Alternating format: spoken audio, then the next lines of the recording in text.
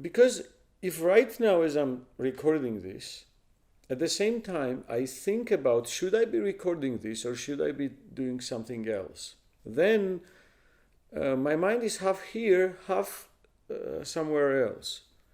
If my life's productivity is the sum of productivity of the moments, then me being half here makes this moment half productive. So if everywhere I go, my mind is half here and half in the doubt, should I be here or not, doing this or not, even if when I'm lazy. If my mind is, I'm lazy and my mind says, should I be lazy right now?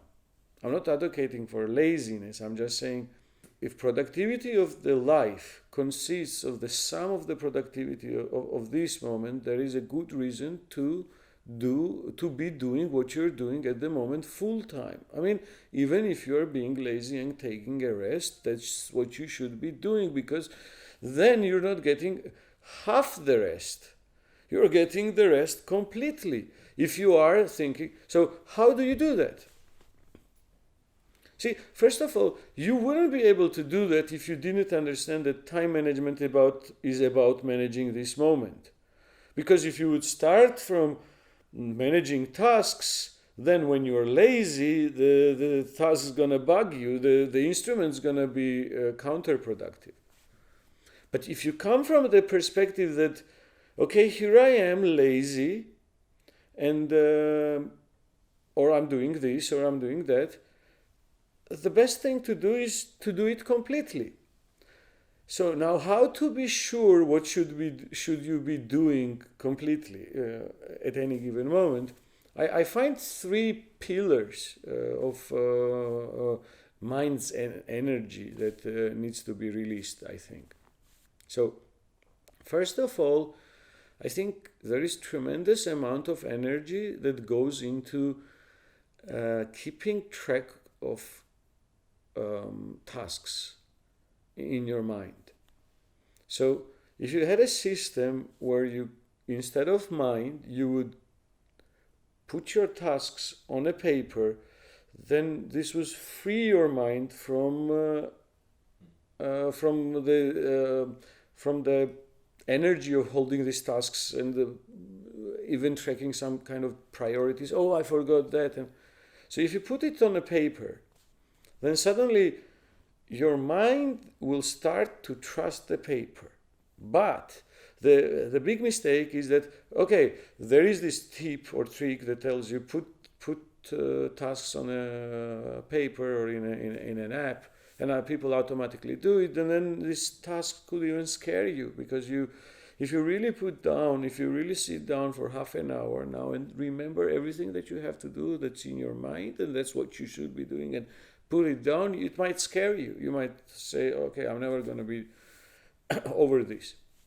But if you know why you are doing this, and let me explain in two more steps. But the first thing is that I like to compare it with a calculator, okay? Because you need to do it.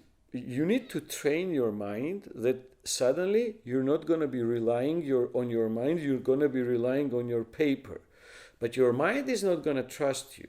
Your mind is going to say, prove it. And so you're going to start putting these tasks, and you're going to be committed to it. If mind sees that every time some kind of idea comes to you, you add some kind of tasks arrives, you add to this list, then mind is gonna start to trust you and gonna relax. But if it sees on the way that every now and then you skip it, then it's not gonna relax, and this task listing is not gonna work for you. That's why in most cases for people it doesn't work. So what I'm saying is, my mind needs to see that I'm consistent with keeping track of the tasks on the paper, and I need to do it for a while so that the mind says, okay, this guy can be trusted. I don't need to remember it anymore. He has the new habit of putting the tasks right when they arrive, and he's not gonna miss it anymore. I'm gonna trust him. I compare it with the calculator, because imagine if when you use the calculator, every 10 or even once in 10,000 cases, it would give you a wrong answer. You wouldn't be able to trust it. What if it's now? So you will have to be checking. So mind is the same way. If it's gonna trust you, you have to be reliable. Even one mistake, even one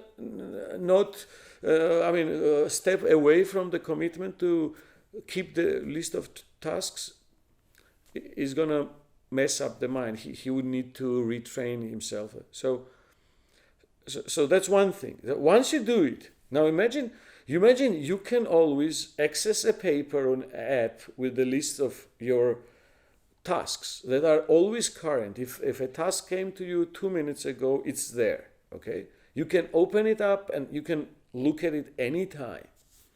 Now, your mind is now suddenly relaxed from the tension of keeping tasks, keeping track of the tasks. But now, mind is has different energies that needs to spend, and I compare it to pickles. Okay, so imagine in a supermarket, you have this, I don't know how many, like a lot of variations of pickles, and then some are soft and some are crunchy and some are sour, salty, and so you don't know which one to pick. It's just designs. Now imagine if the store owner would put these pickles on one shelf from the most sour version to the most sweet, and on a other shelf it would put from crunchy to the soft one, and other ways to sort it. It's just sort the same things, and then suddenly when you come here, it's not that you want the most crunchy one. It might be that you want a 70% crunchy one for today. And it's easy to choose. You don't have to be guessing. So now, that's your next goal. When you look at the tasks, it needs to be sorted well. And then there is this Eisenhower method that you can learn where... So I'm combining many other tips. I didn't invent this. What I'm saying right now is my combination of these tools. So Eisenhower's idea is that if when people make mistake, we think more priority should be given to the things that are urgent.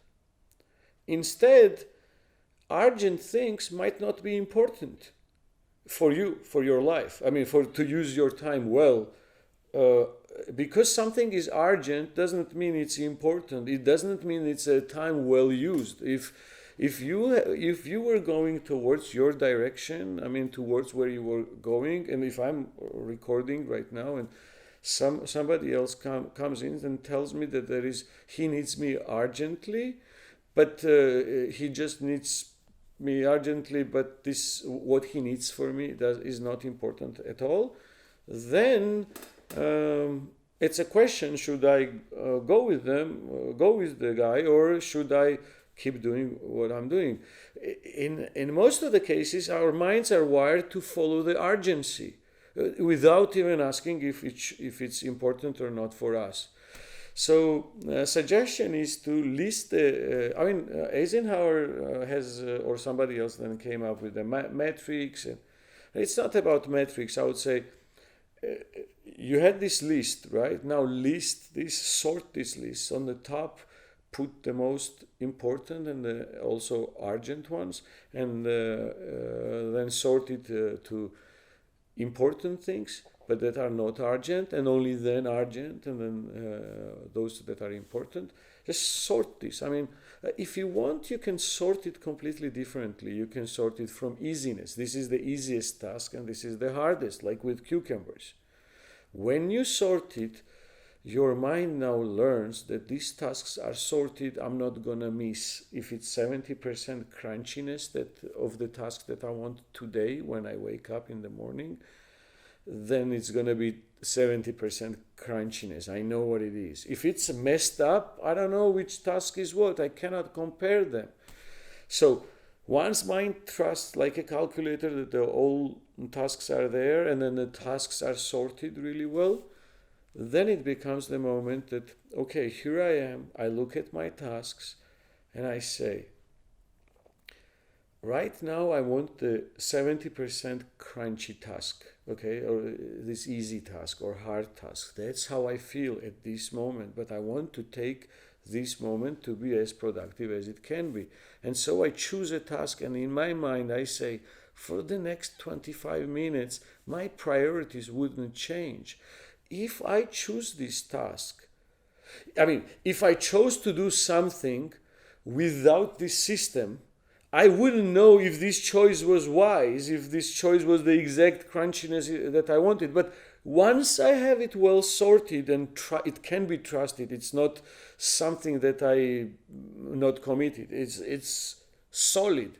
And I look and I say, I chose this. If I chose this, then what it means that it had a solid foundation to make this choice for at least as long as 25 next 25 minutes.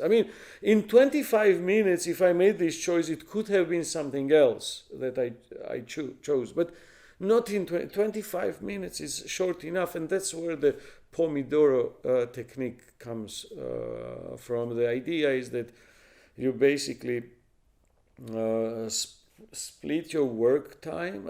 You can split even your any time, rest time as well. But you take your work time and you split it up into 25 minutes of focused concentration and 5 minutes of rest time, and then you repeat it 4 times, and then you rest for 20 minutes. And the idea is that you focus on one task at a time. But I say, without the prior explanation of how I came to the moment of choosing a task, where my choice is clear, as at the moment of choice, and I know it's impossible in next 25 minutes something to change these priorities. So if I switch off the phone, if I put on my headphones and my colleagues want to say something and I'm just tuned out and I work on what I work, nothing is gonna hurt me.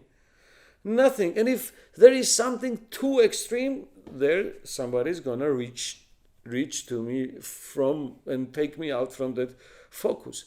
But how would I be able to trust, how would I be able to do the Pomodoro effect, the Pomodoro technique, if at the moment of choosing, okay, next 25 minutes I'm doing this, if during this moment, if at the moment of the choice of what I'm gonna do for the next 25 minutes, I didn't have a clear picture of where did I choose it from?